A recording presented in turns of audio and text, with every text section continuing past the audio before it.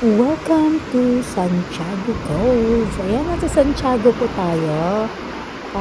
Nakikita niyo po itong napakagandang tanawin. Ayan po.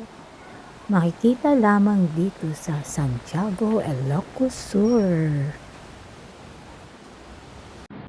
Okay, yung bagsak po namin ay sa DGVL Bougainvillea.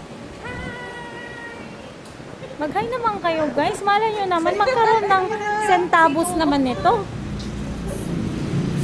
Papasok na po tayo. Tignan natin kung ano po yung meron dito sa kanila. At ang napansin ko agad, marami po silang mga bread. Ayan.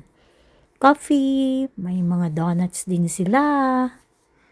Ganyan po. At maganda po yung lugar. Nya jadi wartanya.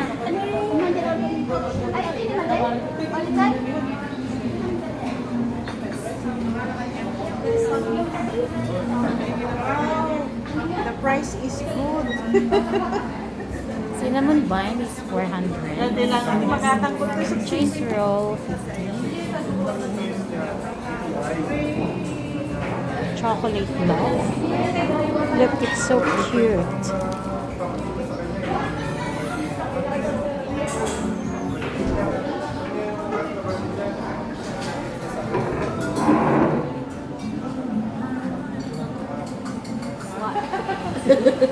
Ang yaman ah.